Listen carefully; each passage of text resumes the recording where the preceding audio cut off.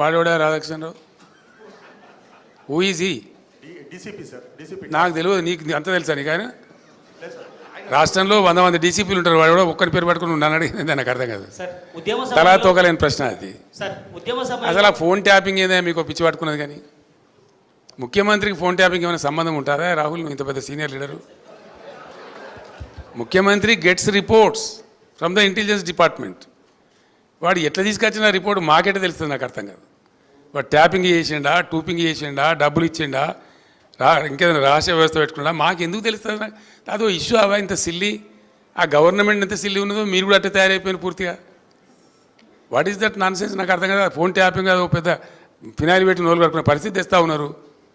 ఎవడో కొందరు బాగాగాలు పని లేక ఫోన్ ట్యాపింగ్ తోకట ఏం ట్యాపింగ్ అయినా నాకు అర్థం కాదు. ఇలా ఈ ముఖ్యమంత్రి తరఫున ఇంటెలిజెన్స్ ట్యాపింగ్ చేస్తలేదా అండి? Do you say that?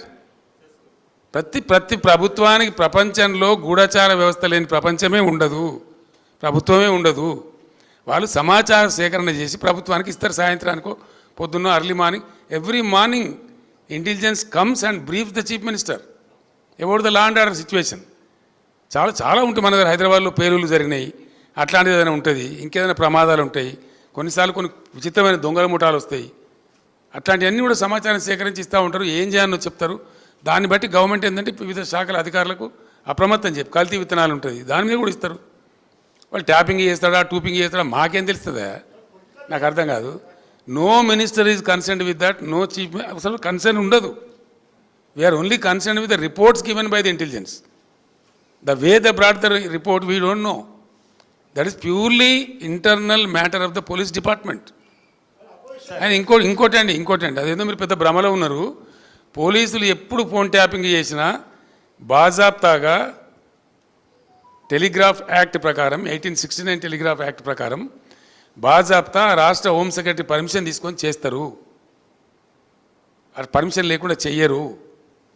ఇది ఇంగితమైన ప్రతి ఒక్కరికి తెలుసు. తర్వాత తీసుకున్న దాన్ని డిమాలిజ్ చేయొచ్చని కూడా ఉంది ఆ చట్టంలో. ఒక నిర్ణీత వ్యవధి తర్వాత వాళ్ళు సేకరించిన సమాచారాన్ని డిమాలిజ్ చేయొచ్చని కూడా అదే యాక్ట్లో ఉంది. ఇది తెలియకుండా అదేదో పెద్ద భయంకరమైన వ్యవహారం అన్నట్టు, దాని ఏదో తోకమట్టం ఏదో కొండందో వెలకబట్టుకున్నాం అన్నట్టు ఏమి బట్టి ట్రాష్ గ్యాస్ దాంతో ఏం అయ్యేది. మీరు ఆ భ్రమలు ఉండకండి సార్. తెలంగాణ ఉద్యమ సమయంలో 2001 నుంచి 2014 దాకా కేసీఆర్ కుటుంబ సభ్యులకు పారాగాన్ చెప్పులు వేసుకోనేటువంటి వ్యక్తులు అదే సమయంలో డీజిల్ పోసుకుందామన్నా కూడా కారుకు అట్లాంటి పరిస్థితులు ఉన్నటువంటి వారు ఈరోజు లక్షల కోట్లు సంపాదించారు. వాళ్ళ డబ్బునంతా స్వాధీనం చేసుకుంటామని పదే రేవంత్ రెడ్డి చెప్తున్నారు. చాలా సంతోషం. చేసుకోమని వెంటనే అర్జెంటుగా చేసుకోమని చెప్పాలా? పారాగాన్ చెప్పులు లేకుండా నేనుంటున్నా, రేవంత్ రెడ్డి ఉండినా ప్రజలకు తెలుసు కదా.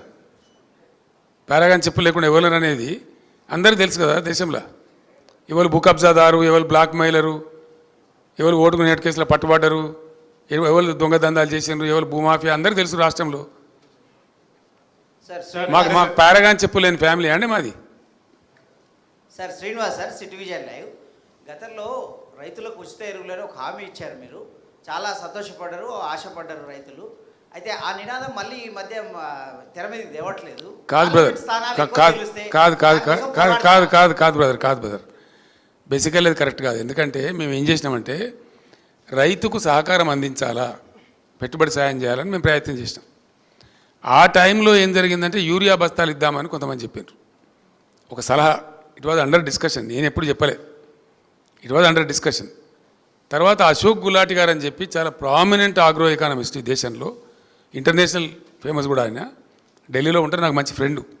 ఆయన నేను అడిగిన, మేము చేద్దాం అనుకుంటున్నాం, వితౌట్ ఆ గవర్నమెంట్ సపోర్ట్ ఇలా వ్యవసాయం నడిచే పరిస్థితి లేదు. అనేక దేశాలలో గవర్నమెంట్ సపోర్ట్ చేస్తూ ఉంది, మన దేశంలో ఉల్టా ఉంది. మా రాష్ట్రంలో మేము చేయాలనుకుంటున్నాం, కొత్త రాష్ట్రం అని చెప్పి ఆయన సలహా అడిగింది.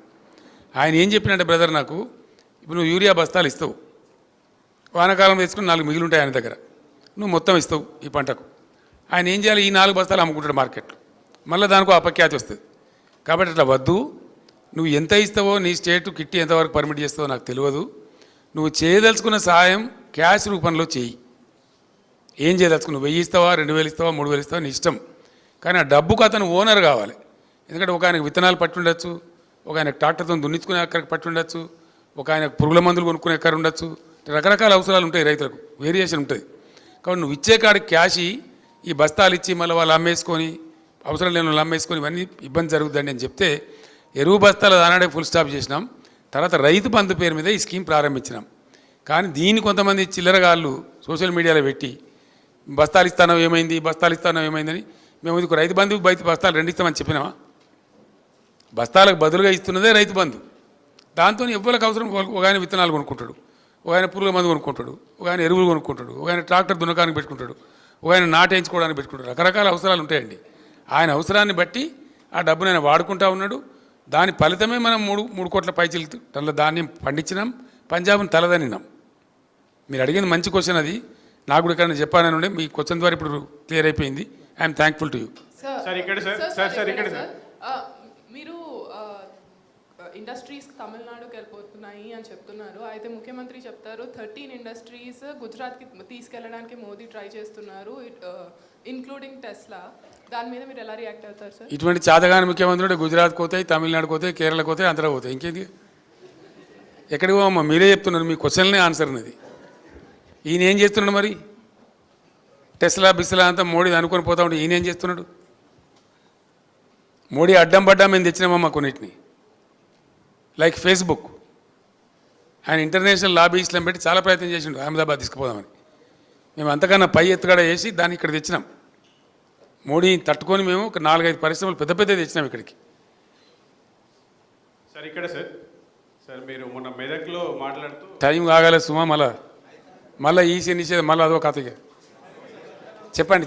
సార్ ఇక్కడ సార్ మీరు మొన్న మెదక్లో మాట్లాడుతూ అసెంబ్లీలో చెల్లని రూపాయి పార్లమెంట్లో ఎట్లా చెల్లుతుంది అన్నారు. సో మన పార్టీ నుంచి కూడా కొప్పులీశ్వర్, ఆర్ఎస్ ప్రవీణ్ కుమార్, బాజిరెడ్డి ఇట్లాంటి వాళ్ళందరూ అసెంబ్లీ ఎన్నికల్లో ఓడిపోయారు. వాళ్ళు ఇప్పుడు ఎట్లా చెల్లుతారు? కరెక్ట్ క్వశ్చన్, మంచిగా అడిగిన మీరు. అది నేను మెదక్కు సంబంధించి అడిగిన. మీరు అడిగిన కానీ ఆర్ఎస్ ప్రవీణ్ మా పార్టీ నుంచి ఓడిపోలేదు, కొప్పులీశ్వర్ మాత్రం మా పార్టీ నుంచి ఓడిపోయిండు. చెల్లిచ్చేది చెల్లి అంది ప్రజలు చెప్తారు, నేను చెప్పాల్సింది నేను ప్రజలకు చెప్పిన. సార్, రైతు బంధు విషయంలో కేటీఆర్ గారు ఈ మధ్యలో చెప్పారు, ఎక్కువ ఎకరాలు ఉన్న వాళ్ళకి ఇవ్వాలా లేదా అనేది కొంచెం సమీక్ష జరుగుతోంది అన్నటువంటి విషయం మీద కేటీఆర్ గారు ఆ మధ్యలో చెప్పారు. ఇప్పుడు వాళ్ళు కూడా 5 ఎకరాల లోపే ఇవ్వాలన్నటువంటి ఒక సూత్రప్రాయ నిర్ణయానికి వచ్చినట్టుగా తెలుస్తోంది. మీ అభిప్రాయం, మళ్ళీ ప్రభుత్వం అధికారంలోకి ఇప్పుడు ఆరో ఎకరం కూడా ఏమని ఏం చేసిండే? 6 ఎకరాల నుండి కోటీశ్వరుడా, 7 ఎకరాల నుండి కోటీశ్వరుడా? ఓ 15-20 ఎకరాలు దాటి వాళ్ళకు లిమిట్ పెడితే అదొక అర్థం ఉంటుంది.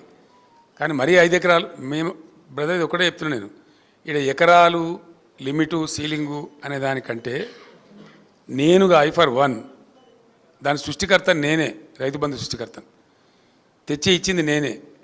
ఆ రోజు తెలంగాణ ఏర్పడ్డ సమయంలో తెలంగాణ రైతాంగం చెట్టుకోడు గుట్టకోడు అయిపోయి గందరగోళం అయిపోయి డ్రై అయిపోయి చాలా బాధాకరంగా ఉండేది. ఒక కనీసం 10-15 ఏళ్ల పాటు రైతులను బ్రహ్మాండంగా సపోర్ట్ చేసి వాళ్ళకి ఫ్రీ పవర్ ఇచ్చి వాళ్ళకి లిఫ్ట్ చేసి వాటర్ తెచ్చిస్తే వాళ్ళు నిలదొక్కుంటారు. తెలంగాణ వ్యవసాయ రంగంలో లాభం జరుగుతుందని నేను పెట్టిన. And that agriculture sector of Telangana has contributed to the GSDP of Telangana by 18.36%. Telangana GSDPకి 18.36% కూర్చినటువంటి శాఖ వ్యవసాయ శాఖ, రైతాంగం. అగ్రికల్చర్ సెక్టర్ నుండి GSDPకి వచ్చినటువంటి శాతం నేను చెప్పేది, విచ్ ఇస్ గ్రేట్. నేను అనుకున్న కళ నెరవేరింది. ఇంకొక 5-6 ఏళ్ళు కొనసాగించిన తర్వాత ఈ సీలింగ్ బిల్లింగ్ మేము కూడా ఆలోచిస్తామని అనుకున్నాం. రైతులు కొంచెం అప్పులు తీరిపోయి వాళ్ళ సొంత పెట్టుబడి వాళ్ళు పెట్టుకునే పరిస్థితికి వచ్చిన తర్వాత అప్పుడు పేదలు పెడదాం, కొంచెం ధనిక రైతులు తీసేద్దామని మాకు కూడా ఆలోచన ఉండే బేసికల్లీ. కానీ ఇంత హాఫెజాడ్గా, ఇంత తొందరపడి ఒక కన్ఫ్యూజన్ క్రియేట్ చేసి రేపు మాకు వస్తుందా రాదా అనేటువంటి ఒక భయాన్ని రైతుల్లో క్రియేట్ చేసే దిక్కుమాలిన చర్యలు మాత్రం మేము చేయలే. ఆ పని కాంగ్రెస్ చేసింది. ఆ వ్యవసాయ మంత్రి కూడా మాట్లాడిండు, అందరు మాట్లాడుతున్నారు. తప్పకుండా రైతుల ఆగ్రహాన్ని వాళ్ళు చూడబోతారు. Sir thank you so much. Kejriwal కు బెయిల్ వచ్చింది. నీ 3వసారి అయిందే బాబు సార్. కేజ్రీవాల్ బెయిల్ వచ్చింది, చూస్తాను. ఏం కావాలి నీకు? ఢిల్లీ సీఎం కు కేజ్రీవాల్ కు బెయిల్ వచ్చింది. అదే కేసులో ఉన్న కవితకు మాత్రం బెయిల్ ప్రాసెస్ నడుస్తూ ఉంది కోర్టులో. సింపుల్ ఈజ్ ద ఇష్యూ అండి. ఢిల్లీ లిక్కర్ స్కామ్ అనేది నరేంద్ర మోడీ సృష్టించినటువంటి ఒక రాజకీయ కుంభకోణం. It's reverse political scam. అందులో ఏం లేదంత పట్టితే గ్యాస్. ఇవాళటి వరకు ₹1 రికవరీ చేయలే, ₹1 కూడా రికవరీ చేయాలి. ఎవరి నుంచి ఎవరికి మనీ లాండరింగ్ అయిందో, ఎవరి నుంచి ఎవరు తీసుకున్నాడో ఎవరికి తెలియదు. అది ఢిల్లీ స్టేట్ లిక్కర్ పాలసీని స్కామ్ కింద చిత్రీకరించి మేమిద్దరం అండి, ఆయన కంట్లో నర్సులాగా ఉన్నోళ్ళం, అరవింద్ కేజ్రీవాల్, నేను, ముక్కులో కోయలాగా ఉంటాం. మేము ఏం చేసినాం? మేము ఆయన మాకు 104 మంది ఎమ్మెల్యేలు మా సంఖ్య ఉండి అప్పుడు మజ్లిస్ ఎమ్మెల్యేలు 7 మాకు సపోర్ట్ ఉండే టైంలో 119లో 111 మంది మేము ఉన్నాం ఇక్కడ. అయినా ఆయన ఏజెంట్లను పంపించండి ఇక్కడికి, ఈ గవర్నమెంట్ టాపులు చేయాలని కూలగొట్టాలి రాష్ట్ర ప్రభుత్వాన్ని ఆయన ఏజెంట్లను పంపించి ఇక్కడ బేరాలు చేసిండ్రు. వాళ్ళని పట్టి నిర్బంధించి నేను జైల్లో వేసిన. ఇక్కడ వేయడమే కాదు, ఆ ఏజెంట్లను పంపించిన మూల సూత్రధారి బిఎల్ సంతోష్, ప్రధానమంత్రికి రైట్ హ్యాండు, జాతీయ కార్యదర్శి, ఆయనను పట్టుకరమని చెప్పి ఢిల్లీ సెంట్రల్ బీజేపీ ఆఫీస్ మీదకి మన పోలీసులను పంపించిన నేను. ఆయన పట్టుకరావడానికి పోయిన తెలంగాణ పోలీసులు తప్పించుకున్నాడు ఆయన. అది వాళ్ళ మా మీద కోపం.